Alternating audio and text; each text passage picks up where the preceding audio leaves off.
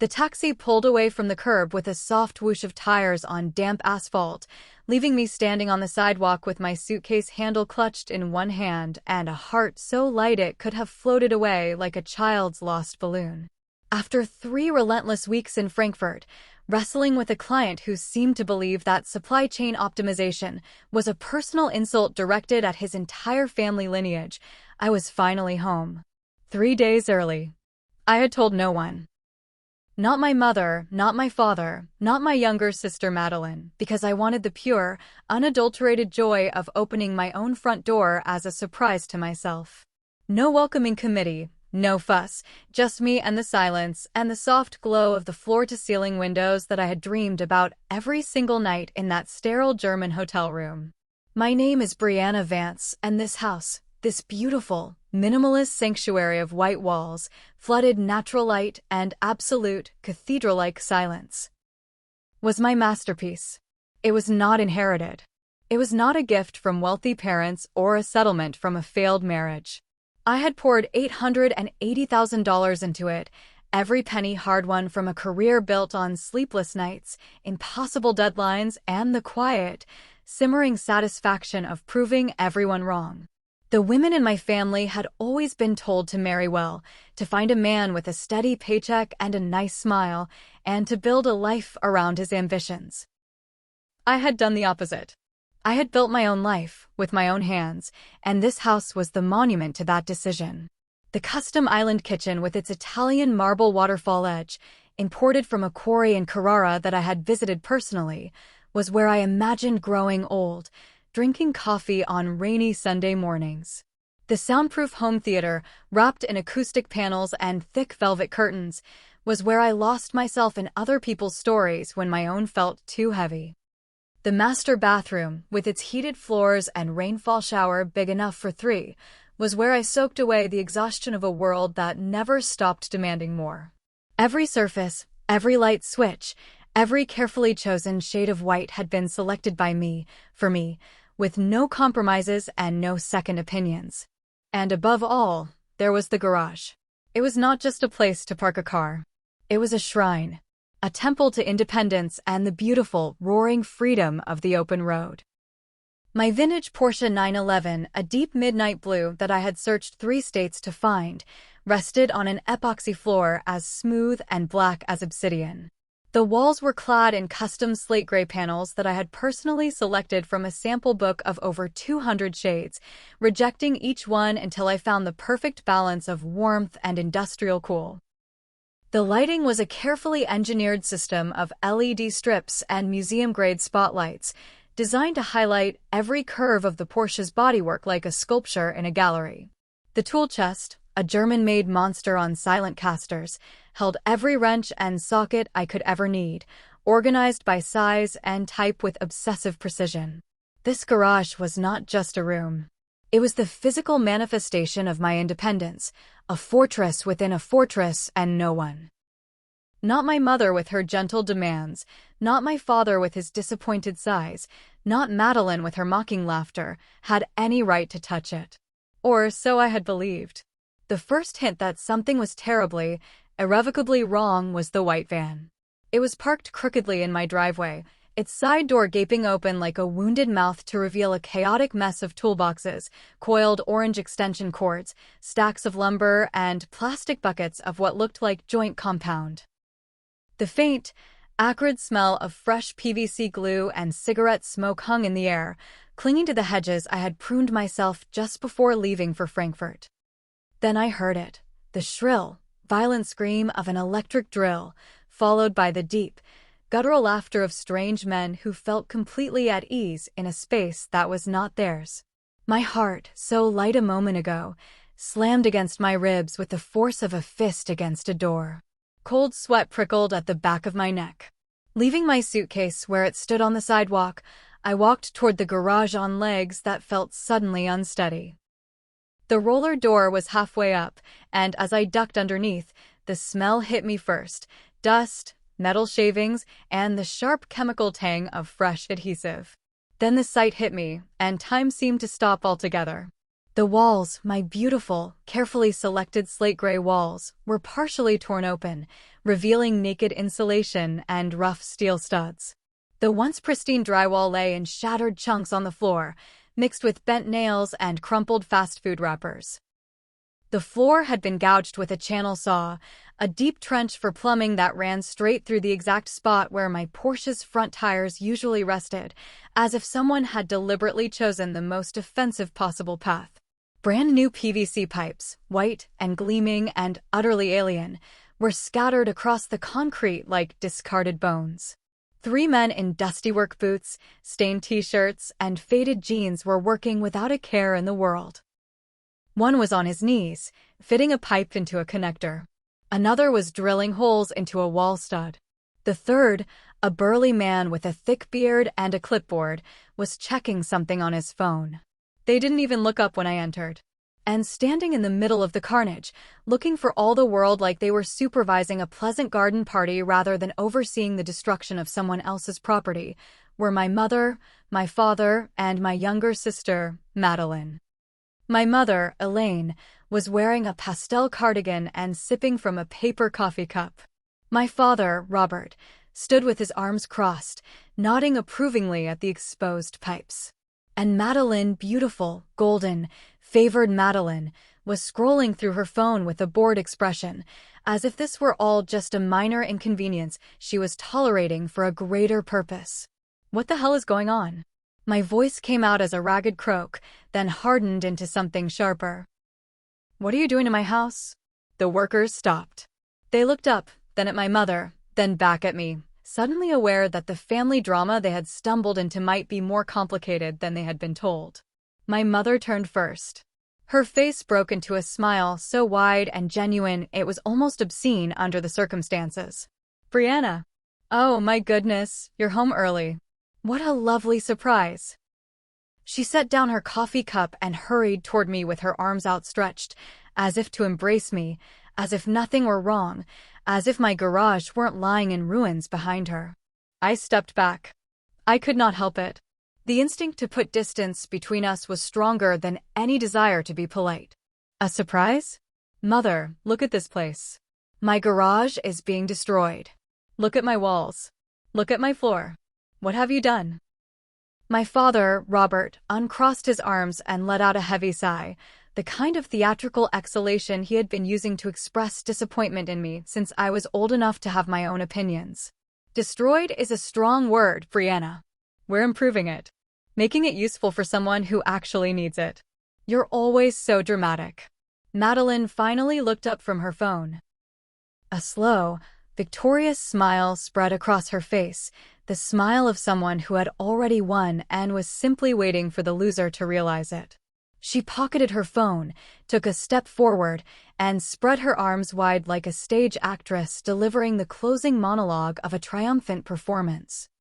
Surprise, sis. I'm going to renovate the garage and turn it into a living space. A bedroom, a little kitchenette, maybe a bathroom in the back corner. And I'm going to live here. You're single. You're alone. You rattle around in this enormous house like a marble in an empty jar. It's not like you need the space, right? So there's no problem with your family using it. Family helps family. That's what we do. The words hit me like physical blows, each one landing somewhere vital. My chest felt compressed. My vision narrowed. You made a copy of my key. Madeline's smile didn't falter. She reached into her pocket and pulled out a key, jangling it between her thumb and forefinger like a set of car keys she was offering to a valet. From the housewarming party. Remember? You were so proud. You gave everyone a tour. You left your spare key in that little ceramic bowl by the microwave, the one shaped like a frog, very cute, by the way. I just borrowed it for an hour while you were opening a bottle of champagne. Got it copied at the hardware store on the corner. $20 and 10 minutes. No big deal. The housewarming party. The day I had invited everyone I loved or thought I loved to celebrate my greatest achievement. While I had been pouring champagne and feeling proud and showing off the home theater that had cost more than some people's cars, Madeline had been in my kitchen, stealing from me. My mother had probably watched. My father had probably known. and neither of them had said a word. They had smiled, clinked glasses, told me how wonderful it was to see me so happy, and all the while, they had been planning this. "Aren't you going to say something?" Madeline prompted, her voice dripping with fall sweetness. "I think it's a wonderful idea. Much cheaper than my shoebox apartment. And much closer to Mom and Dad. We could have Sunday dinners again. Like when we were kids. Wouldn't that be nice?" My mother chimed in, her tone gentle, but carrying an iron edge that I had learned to recognize over 30 years. "Sweetheart, Madeline's rent is astronomical. You wouldn't believe it. And that shoebox she lives in. It's in a bad neighborhood, Brianna. There was a shooting 2 blocks away last month. She's not safe there. You have this whole house, all this space, and you're using maybe a third of it. Sharing is what families do. We take care of each other. That's the deal." "No." The word escaped my lips before I could stop it, quiet and low and absolutely final. "No. This is not sharing. This is trespassing. This is theft. You had no right. None of you had any right to do this. How dare you? How dare you walk into my home, destroy my property, and stand there lecturing me about family?"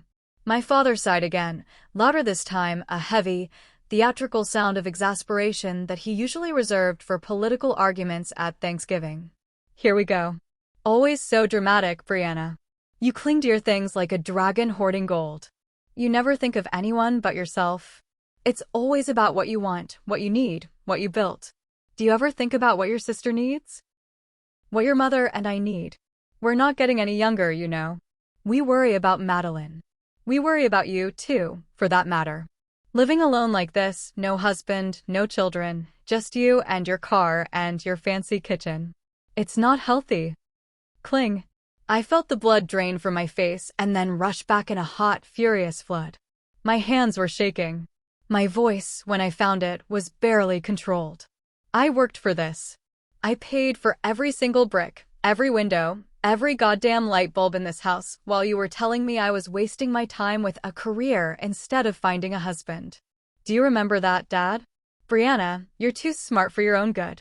Brianna, no man wants a woman who earns more than him. Brianna, you should focus on settling down." Well, I didn't settle. I built.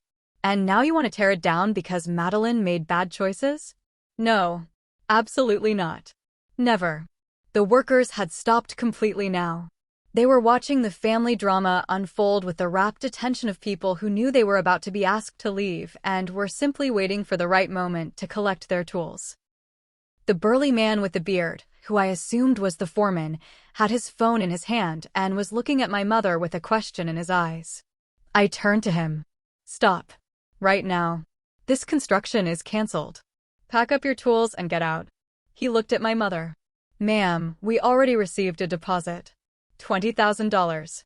Signed contract and everything. I've got a crew to pay." "That contract is void," I said, my voice flat and cold and carrying the same tone I used with difficult clients when they tried to change the terms at the last minute. "I am the sole owner of this property. My name is on the deed, the mortgage, the insurance, every single document that matters. The woman who hired you," I pointed at my mother without looking at her, "has absolutely no legal right to authorize any work here. None. Zero. So you can either pack up your tools right now and leave peacefully, or I can call the police and have you removed for trespassing and property damage. Your choice. But you're not staying." The foreman looked at my mother, then at me, then at the half-destroyed garage. He was a businessman, not a fool, and he could see the legal nightmare unfolding in front of him. He sighed, shook his head, and whistled to his men. "All right, boys. Pack it up. We're done here." He looked at my mother and shrugged. "Sorry, lady. You should have told me you didn't own the place. I don't need this kind of trouble." As the workers began to gather their tools, stuffing cables into bags and carrying lumber back to the van, my mother's face contorted into an expression I had never seen before. It was not quite anger and not quite desperation. It was something uglier, a sense of entitlement that had been challenged and could not comprehend the challenge. "Brianna, have you lost your mind? We are your family. Your mother, your father, your sister. You can't just throw us out like this." I'm not throwing you out, I said, my voice eerily calm now. I'm telling you to leave. There's a difference. You are trespassing on my property. You have destroyed my garage without my permission. And I want you gone. Now. All of you. Madeline's smile finally vanished, replaced by a cold, contemptuous sneer that twisted her pretty features into something ugly. You're bluffing. You'd never sue your own family. You'd never call the cops on us. I know you, Brianna. You're all talk. You always have been. You make these big dramatic speeches and then you go cry in your room and nothing changes. Well, I'm not afraid of you. I'll leave for today because you're having some kind of tantrum. But I'll be back. This garage will be my bedroom. You'll see. Mom, Dad, let's go. She's not worth the energy. She grabbed her purse, brushed past me hard enough to make me stumble, and stormed out of the garage. My mother hesitated, looking at me with something that might have been pity or might have been calculation, then followed. My father gave me one last disappointed shake of his head, the kind of look he used to give me when I brought home a B+ instead of an A, and walked out without another word. The moment they were gone, the silence of the ruined garage crashed down on me like a wave. The workers had finished packing up. The foreman gave me an awkward nod of apology, climbed into the van, and drove away. I was alone. I sank onto the exposed concrete floor, not caring that it was covered in dust and debris. I hugged my knees to my chest, pressed my forehead against them, and waited for the tears. But they didn't come. Instead, a cold, hard knot of something else formed in my chest, right where the anger had been burning. It was not sadness. It was not forgiveness. It was clarity. Pure, icy, devastating clarity. My family had never seen me as a person. They had seen me as a resource. A bank account. A safety net. A place to land when their own choices led them into trouble. And when I had built something beautiful, something that proved I was more than they had ever believed I could be, they had decided to simply take it. Not ask. Not negotiate. Take. Because in their minds, what was mine was theirs. And what was theirs was also theirs. I sat there for a long time, watching the afternoon light shift across the ruined walls. The shadows lengthened. The temperature dropped. And slowly, like ice crystals forming on a window pane, a plan began to take shape in my mind. I called Heather. Heather was my best friend from college, the kind of friend who had helped me move out of my parents' house after the last big fight, the kind of friend who had co-signed my first apartment lease when my credit was still a wreck, the kind of friend who had never once asked me for money or made me feel guilty for my success. She picked up on the first ring, which was not unusual because Heather always picked up on the first ring. Bree? What's wrong? You sound weird. I took a breath. And then I told her everything. The words poured out in a torrent, the key, the workers, the $20,000 deposit, the sneer on Madeline's face, the disappointment in my father's sigh, the way my mother had smiled as if she were doing me a favor by destroying my home. I told her about the exposed pipes and the ruined walls, and the smell of glue, and the feeling of watching my sanctuary fall apart in front of me. When I finished, there was a long silence on the other end of the line. Then Heather spoke, and her voice was low and furious in a way I had rarely heard. Monsters. Actual monsters, Bree. Not even pretending to be decent. Do not let them get away with this. Do you hear me? This is not a fight. This is an execution. And you have all the weapons. You have the deed. You have the money. You have the law on your side. They have nothing but guilt and entitlement. Her anger was a mirror, reflecting my own back at me. And in that reflection, I saw something I had not seen before: permission. Permission to stop being nice. Permission to stop being the bigger person. Permission to stop absorbing their toxicity in the name of family harmony. You're right, I said, and my voice was steady now. I'm done. I'm done with family helps family. I'm done with turning the other cheek. I'm done with being their safety net and their scapegoat and their bank account. They declared war. I'm just going to accept their surrender. What's the first move? Heather asked. The locksmith, I said. Then the lawyer. Then the police. In that order. First, I called a 24-hour locksmith. The woman on the phone said someone could be there within an hour. While I waited, I locked every window in the house, checking each latch twice, pulling down blinds, closing curtains. The house felt different now. Not like a sanctuary. Like a fortress under siege. The locksmith arrived exactly 53 minutes later. Her name was Rosa, a sturdy woman with kind eyes and forearms covered in small scars and faded tattoos. She took one look at the half-open garage door and the destruction inside and didn't ask a single question. She just got to work. 2 hours later, every single lock in the house had been replaced. Front door, back door, side door, garage door, even the small window on the second-floor bathroom that I had never once locked because it was 15 feet off the ground. High-security cylinders. Bump-proof. Pick-resistant. Rosa even installed a steel reinforcement plate on the front door frame and showed me how to set the deadbolt so that it threw a full inch of solid metal into the wall. "Nobody's kicking this in," she said with a wink as she handed me the new keys. "Not without a battering ram, anyway." I paid her, tipped her generously, and watched her drive away. Then I clutched the new keys in my fist, feeling the sharp edges of the metal dig into my palm, and I made the second call. Marcus Cole was my lawyer, a thin, intense man in his early 50s who had helped me navigate the purchase of this house when the previous owners had tried to back out at the last minute. He was expensive, ruthless, and utterly without sentiment. He was exactly what I needed. I left a message on his after-hours line, and he called back within 15 minutes, which was not unusual because Marcus Cole never slept. "Ms. Vance. It's late. What's the emergency?" "Marcus," I said, and I heard the steel in my own voice, cold and sharp and unbreakable. "I need to sue my family. Unlawful entry. Property destruction. Theft. Possibly more. Can you help me?" There was a pause. Then Marcus laughed, a short, dry sound. "Ms. Vance, I have been waiting for this call for 3 years. Ever since you told me about your mother trying to add herself to your bank account.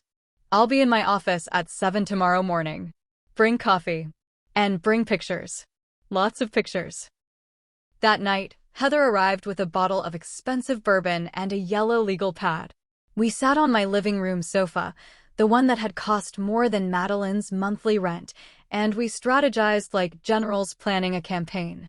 Heather wrote down everything: unlawful entry, Penal Code Section 602.5, property damage, Section 594, theft of services, the $20,000 deposit my mother had paid, and the unauthorized duplication of a key, Section 466. 3, which Heather had looked up on her phone. "That last one," she said, tapping her pen against the legal pad, "that feels like the dagger. Making a copy of someone else's key without permission? That's not just a civil violation. That's a misdemeanor. Maybe a felony if the damage is high enough." "I don't care what it is," I said. "I want it on paper. I want them to see it. I want them to understand that there are consequences for what they did." Heather looked at me for a long moment. Then she nodded. "Good. Because you're not getting a second chance at this, Bree. Once you start, you have to finish. They're going to scream. They're going to cry. They're going to send flying monkeys, aunts, uncles, your grandmother, probably. They're going to tell everyone you're crazy, you're vindictive, you're tearing the family apart. Can you handle that?" I thought about it. About my mother's smile. About my father's sigh. About Madeline's sneer. About a lifetime of being the responsible one, the reliable one.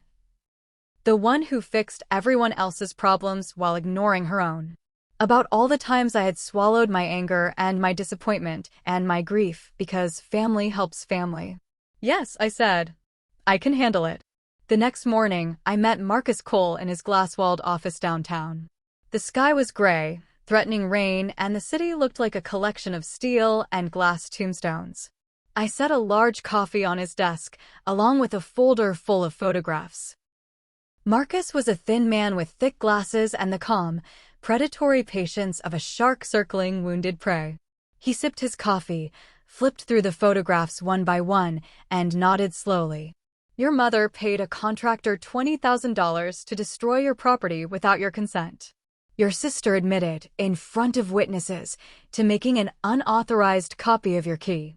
And your father was present, supervising, presumably offering encouragement. They're all on the hook, Ms. Vance. The only question is what you want. I want them to understand, I said carefully, that actions have consequences. I don't want revenge. I want justice. And I want them out of my life. Permanently. No more surprise visits.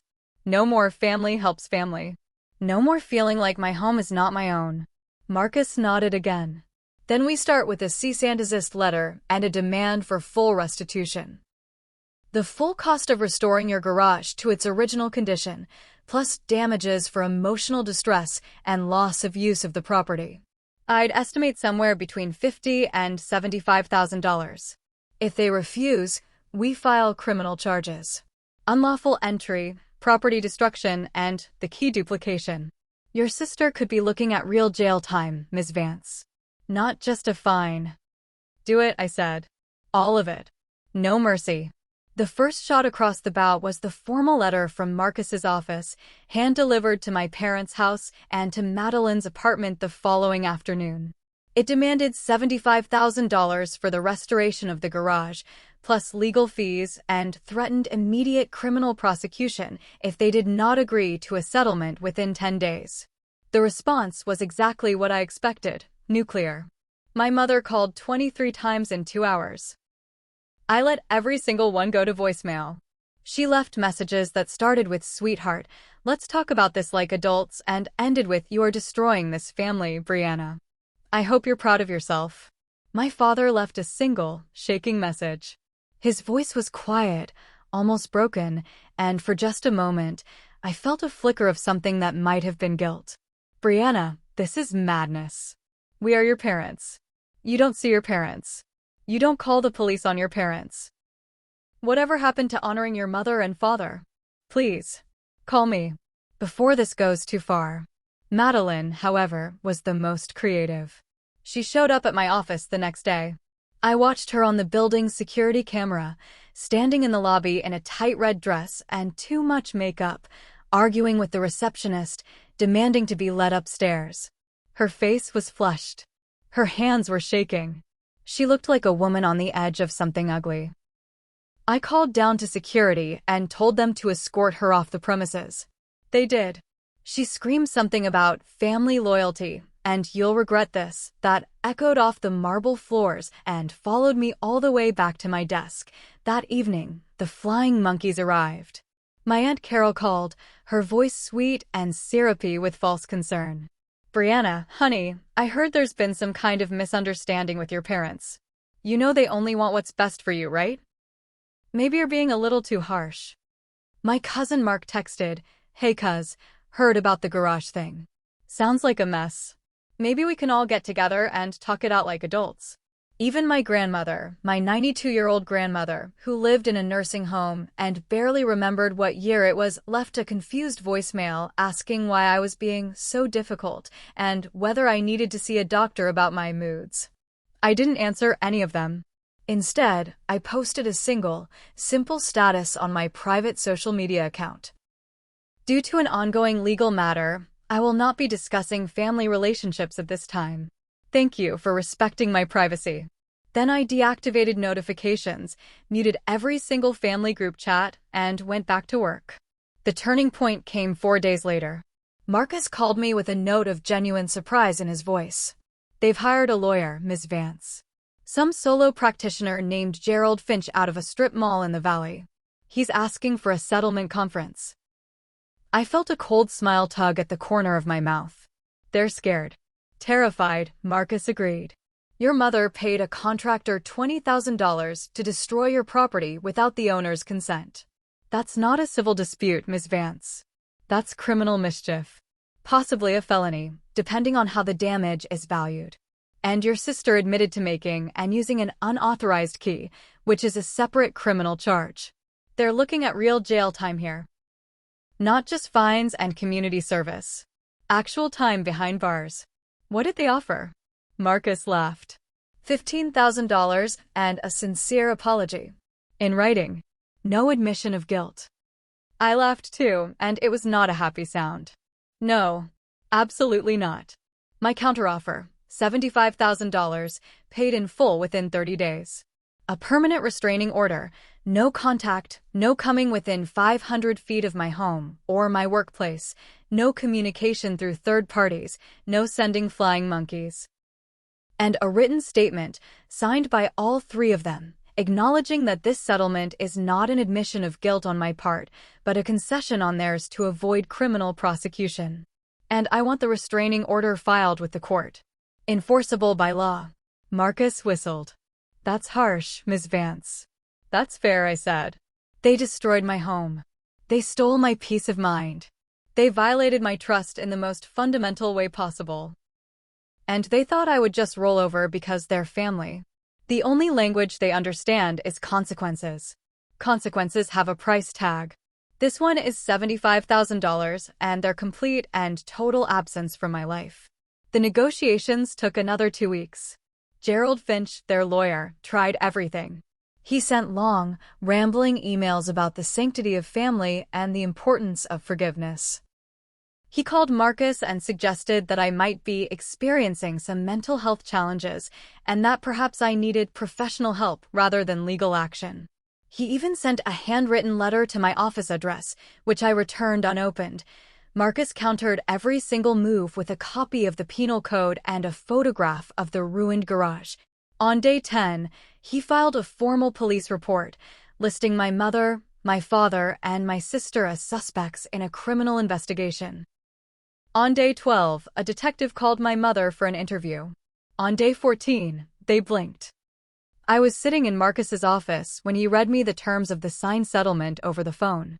$75,000 had been deposited into an escrow account. A permanent civil restraining order had been filed and approved by a judge. And on Marcus's desk, waiting for me to pick up, lay a single sheet of paper, signed by Elaine Vance, Robert Vance, and Madeline Vance, stating that they would not contact me, directly or indirectly, for any reason, for the rest of their natural lives. Do you want to keep the letter? Marcus asked. No, I said. Scan it. Send me the PDF. Then shred it.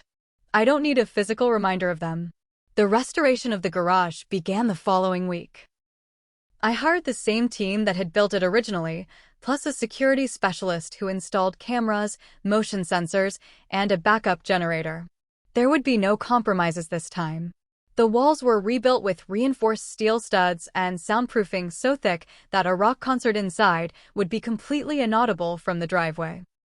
The floor was replaced with a commercial-grade epoxy that could withstand a dropped engine block and featured a subtle metallic flake that sparkled under the new lighting. The garage door was replaced entirely with a steel security door fitted with a biometric lock, fingerprint, and retina scan, connected to my phone and backed up by a battery system that could last for a week. And in the corner, where the plumbing trench had been dug, I installed a small fountain. A circle of smooth black stones, a gentle stream of water, and a soft blue light that came on at dusk. It was not a practical addition. It was not a functional improvement. It was a reminder. Every time I walked into my garage, I would see that fountain, and I would remember that I had survived. That I had fought back. That I had won. The restoration took 6 weeks and cost almost exactly the $75,000 my family had paid me. I considered that poetic justice. But the real change was not in the garage. The real change was inside me. I began to sleep through the night for the first time in months. The phantom sounds of drills and angry voices faded. I stopped flinching when the doorbell rang. I stopped checking the security cameras every hour. I even started to cook again, using that beautiful island kitchen that I had once been too anxious to enjoy, as if my family's envy might somehow stain it if I used it too much. One evening, about 3 months after the settlement, I was sitting on my patio with a glass of wine, watching the sun set behind the hills. My phone buzzed. It was Heather. Check your email, she said, her voice strange. I just got one too. I think you need to see it. I opened my laptop. The email was from an address I didn't recognize, a jumble of letters and numbers that looked like it had been created specifically for this purpose. The subject line was empty. The body contained a single sentence. You won, but you lost a family. Was it worth it? I knew it was Madeline. She had created a new account, trying to slip through the cracks of the restraining order, trying to get one last jab in before disappearing from my life forever. The old Brianna would have been furious. The old Brianna would have called her, screamed at her, let the poison back in. The old Brianna would have spent the rest of the night crying and second-guessing every decision she had made. But the new Brianna, the one who had rebuilt her garage and her soul, simply felt tired. Not of the fight, but of the them. Of the endless, exhausting effort of being related to people who saw her as a resource rather than a person. I did not answer the email. I did not delete it. I simply forwarded it to Marcus with a single sentence: violation of the restraining order. Please advise. Then I closed the laptop, picked up my wine glass, and looked up at the stars. The next morning, Marcus sent me a copy of the letter he was sending to Gerald Finch, along with a motion for contempt of court. The penalty for violating the restraining order was a $10,000 fine, payable directly to me, per incident. And up to 60 days in jail. I never heard from Madeline again. 6 months later, I ran into my Aunt Judith at a farmer's market on a sunny Saturday morning. She looked older than I remembered, thinner, with gray streaks in her hair that hadn't been there before. She saw me from across the produce aisle and hesitated, clearly unsure whether I would want to speak to her. I made the decision for her. I walked over and gave her a hug. "Oh, Brianna," she said, her eyes wet. "I'm so sorry. About everything. I should have called. I should have said something. I didn't know what to do." "It's okay, Aunt Judith," I said, and I meant it. "You didn't do anything wrong." She pulled back, looked at my face, and seemed to relax when she saw that I was not angry. "I heard about the settlement. About the restraining order. I don't blame you, honey. I really don't. What they did was terrible. What's happened to them?" I asked. I was not sure I wanted to know, but I asked anyway. Aunt Judith sighed. "They sold the big house. Had to. Between the $75,000 and the legal fees, they couldn't afford the mortgage anymore. They live in a tiny apartment on the other side of town now. 2 bedrooms. Your father doesn't speak to anyone. He just sits in his chair and watches television all day. Your mother, she's not well, Brianna. She cries a lot. She talks about you constantly. Not with anger anymore. With regret. I think she finally understands what she lost." "And Madeline?" Aunt Judith's face hardened. "Madeline lost her job. Something about the background check. I guess the arrest showed up even though the charges were dropped. She lives with your parents now. In the spare bedroom. She doesn't work. She doesn't help around the house. She just stays in her room and plays games on her computer and screams at your mother when she tries to talk to her. They fight constantly. It's not a happy home, Brianna." I felt a flicker of something. Not sympathy exactly.